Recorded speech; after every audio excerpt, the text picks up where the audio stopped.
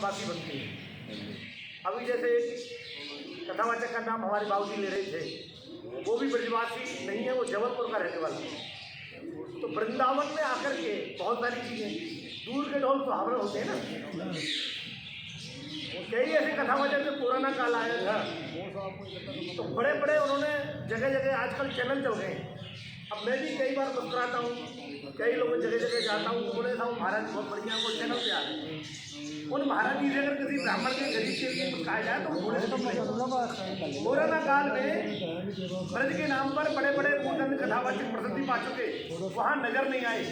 हम लोगों ने घर घर जाकर के आटा राशन पानी दिया, फिर हमने कहा भाई ये ब्रज में आकर के लोग बाहर के और भामाशा बन गए। आज उनके गेस्ट हाउस चल रहे हैं, उनकी कॉलोनी चल रही है। लेकिन बहरहाल मैं अभी हमारे भैया ने कहा था आपको विश्वास जगाना पड़ेगा।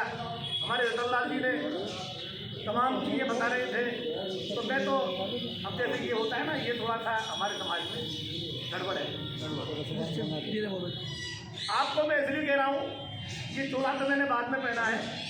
मैं 23 साल की उम्र में मैंने ब्राह्मण सम्मेलन कराया था, क्या उम्र हो सकती है। और हमारे यहाँ 3.25 लाख ब्राह्मण है मथुरा जिले में, और विधायक मंत्री कौन होते हैं? ठाकुर और झा।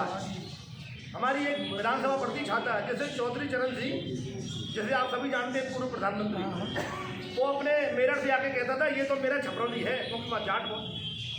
हमने कहा फिर भी हम कोशिश करते हैं, और जब हमने सम्मेलन कराया, आपको विश्वास होगा 13 ब्राह्मण सभाओं को एक किया, और हाथरस अलीगढ़ बुलंदशहर जगह जगह जाकर के सिर पर इतनी धूल होती थी। कुछ हमारे वर्ग के लोग कह रहे हैं कि एमएलए की तैयारी कर रहे हैं, एमएलए बनेंगे, कुछ हमारे यहाँ बरसाना के ब्राह्मण। तो मैं बहुत सारी बातें आपको बताता, लेकिन समय नहीं मिल पाया। कभी अगली मीटिंग में आपसे कुछ भेंट होगी, लेकिन प्रस्तावना इतना कह रहा हूँ मैं, जैसे कि हमारे रतन जी ने बताया था, एनयूटी, ये तमाम तरह, आप तो ऐसे प्रदेश में पैदा हुए जहाँ चीज़ें हैं, आप उत्तर प्रदेश चले जाओ, बिहार चले जाओ, बड़ी दुर्दशा है पुजारी। और पुजारी छोड़ो, ब्राह्मण समाज की दुर्दशा है। पैसा भी है, सब कुछ है, लेकिन गांव में 2 ब्राह्मण रह रहे। हम जब कभी जाते थे, बोले भैया क्या बात है, बोले साहब परेशान है, गाँव छोड़ना पड़ेगा। अरे तुम पे तो जमीन है, जायदाद है, बोले साहब रोजाना इनके बीच में कैसे, दांतों के बीच में से जीभ का कई बार होना मुश्किल हो जाता है। आप लोगों के पास तो देवस्थान है, विप्र कल्याण भी बन चुका है, जो हमारे उत्तर प्रदेश में चाहे योगी आदित्यनाथ जितना भी ढोल बजा रहे हो, लेकिन विप्र कल्याण बोलते। और ये सारी बातें तो बहुत उपदेशात्मक है, मैं भी 3 घंटे हवाल कथा करूँगा तो तमाम चीज़ें बोलने लग जाऊँगा। लेकिन मैं मूल बात इतना कह रहा हूँ, मैंने छोटी सी उम्र में बड़े बड़े संगठनों के, मैं संगठन मंत्री भी रहा हूँ विश्व ब्राह्मण संघ का। मैं इतना कह रहा हूँ कि कोई भी कार्य बिना धन के नहीं हो सकता है, पहला।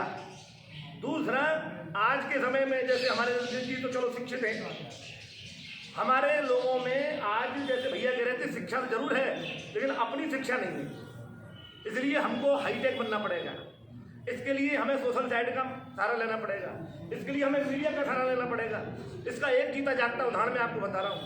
हमारे यहाँ 2016 में मथुरा में शुगर मिल है, तो 13 वर्ष से वर्तमान जो मंत्री है उसी ने बंद करा दी, जो जाट था। और सबसे ज़्यादा नुकसान ब्राह्मणों का हुआ हमारे क्षेत्र में। हमने आंदोलन चलाया, आपको ताज्जुब होगा, उस आंदोलन की गूंज अखिलेश यादव तक गई, और हम 11 लोग, जिसमें मैं भी सम्मिलित था, आपको मैं फोटो वगैरह भी प्रमाण दूंगा।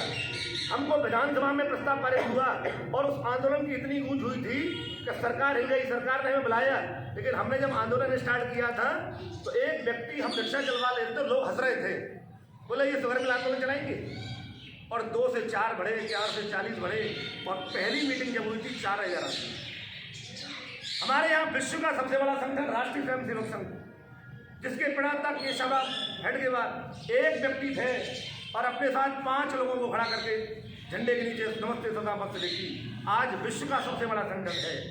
मैं जब, मुझे माननीय कमलेश जी ने बताया था, क्योंकि अभी 29 तारीख को एक कथा है यहाँ पर बापू नगर में, जो नगर निगम के पास में, मैं आपके शहर में जयपुर में कोरोना काल से अब तक 19 कथा कर चुका हूँ, और 19 कथा किसी यजमान की नहीं की।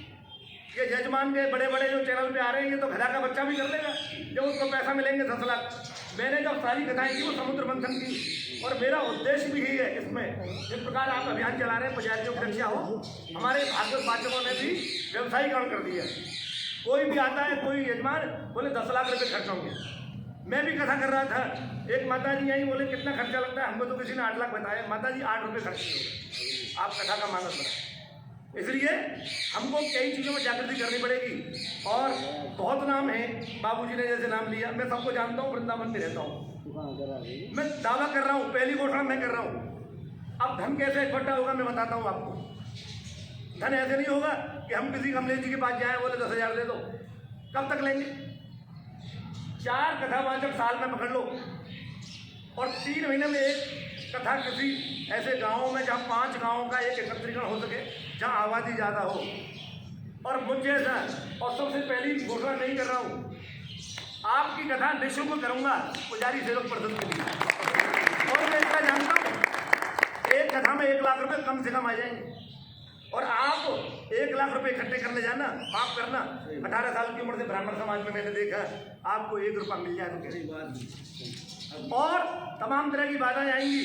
और आपको मैं इतना और कहना चाहता हूँ, संगठन मंत्री भी आप हैं, कि ब्राह्मण समाज का काम करने से पहले आपको अपने कानों में रूल सोचने पड़ेगा। आप अपने घर से पैसा लगा करके फिर भी आपको सुनना पड़ेगा कि भैया क्यों कर रहे हैं। और मैं तो कहना चाह रहा हूँ, ये जो संगठन का प्रयास आपने किया है ना, भगवान करे आज राजस्थान पुजारी सेवक परिषद, कल कोई राष्ट्रीय पुजारी सेवक परिषद बने, ये मेरे जीवन की सबसे बड़ी। और मुझे से और जो लोग लग रहे हैं बड़े बड़े हैं, उनके पास जाना, बोले भैया निःशुल्क कथा कर दोगे क्या? आपसे मना नहीं करेगा, लेकिन आपके उस बात को सहमत कितने दिन में करेगा, मैं आपको मुझे बता देना, मैं भी उसका चेला बन जाऊँगा। इसलिए हमें फंड इकट्ठा करना होगा, हाईटेक बनना पड़ेगा। और उस फंड के लिए हम जैसे कथावाचक आपको लेने पड़ेंगे, जिनके अंदर त्याग हो, तपस्या हो, बलिदान हो। ये नहीं कि अपना ही गेस्ट हाउस बन रहा है, अपना ही धर्मशाला बन रही है, और बगल में बैठे ब्राह्मण की कोई रक्षा भी नहीं है। तो ऐसा और कोई भी नहीं मिले तो पूरे राजस्थान में मुझे कहीं बैठा देना एक कथा में, और बिहारी जी बुलवाएंगे और फंड इकट्ठा हमसे करवाते रहना, हम आपको बचत देंगे। लेकिन ये मीटिंग, और सबसे बड़ी बात, जैसे अभी हमारे त्रिवेदी ने कहा था कि जो डूंगरपुर का रहने वाला उसको जयपुर की अहमियत पता है। हमें साल में 2 अधिवेशन जयपुर में करने पड़ेंगे, चाहे उसमें संख्या 100 हो, लेकिन उससे सरकार को दिखाना पड़ेगा कि पुजारी परिषद भी कम नहीं है। और उसके लिए हमको क्या करना पड़ेगा? मीडिया का सहारा लेना पड़ेगा। और उसके लिए अगर जहाँ तक मैं बता रहा हूँ, 2 अखबारों के मालिक मेरे रिश्तेदार हैं आपके राजस्थान में। उन अखबारों की गारंटी में लेता हूँ, फुल मीडिया आपको सपोर्ट करेगी, जिसमें राष्ट्रदूत का मालिक मेरा तो कहीं ना कहीं अपने संपादक हैं, क्योंकि मेरी जो जीवन की पृष्ठभूमि है वो पत्रकारिता से है। और मेरे पिताजी राजपत्र अधिकारी थे, मेरे दादा स्वतंत्रता सेनानी थे। कभी मथुरा जाएं तो गांधी चौक पे पहले ही नाम मिलेगा पंडित मिसिरलाल जी। और हमारे दादा एक पटवारी हुआ करते थे अंग्रेजों के ज़माने में, जो आज जिसको हम एडीएम प्रशासन कहते हैं, जिसके साइन से भाई खाता अप्रूव होता है। तो हम पटवारी खानदान से हैं, तो हमने देखा है बिना फंड के। हमारे भी 3 मंदिर हैं, हालांकि हमारे यहाँ कर्मकांडी नहीं होता है, हमारे परिवार के अमेरिका में भी सब शिक्षित हैं, लेकिन बुजुर्ग 3 मंदिर छोड़ गए, जिसमें कैला देवी, राधा रानी और शिवालय। तो हमने भी पुजारियों से उसको कराया, हमने भी मुकदमा लड़े। हमारे पिताजी ने आज जो 92 साल की उम्र है, उन्होंने तमाम मुकदमे लड़े और सर्विस भी की मेरिट में। तो संघर्ष तो करना पड़ता है, और संघर्ष के बिना कोई भी मंजिल आज तक किसी ने प्राप्त नहीं की। सुभाष चंद्र बोस को जब गांधी ने नकार दिया, अफगानिस्तान से अकेले गए और आजाद हिंद फौज का निर्माण किया, और कई देशों ने सरकार को उसको मान्यता दी। तो मैं आज कहना चाहता हूँ, आपको सबसे पहले धन इकट्ठा करना पड़ेगा, और उसके बाद ये जो हाईटेक सोशल साइंस, फेसबुक, इसमें एक व्यक्ति अपना एक ठेके पे देना पड़ेगा कि भैया हमारी सब साइटों पर ये काम चले। सरकार को, जैसे अभी एक ने कहा था किसी ने, कि चमत्कार को नमस्कार है। जब सरकार तक कोई बात नहीं पहुंचेगी तो आप चौगू में कितनी मीटिंग कर लो, चाहे आप डूंगरपुर में कितनी मीटिंग कर लो, इन मीटिंगों का प्रतिफल लेट मिलेगा। इसलिए मैं आपको ये कहना चाहता हूँ, आप साल में 3 प्रोग्राम ऐसे करो जिससे आपको 4 लाख रुपये मिल जाए।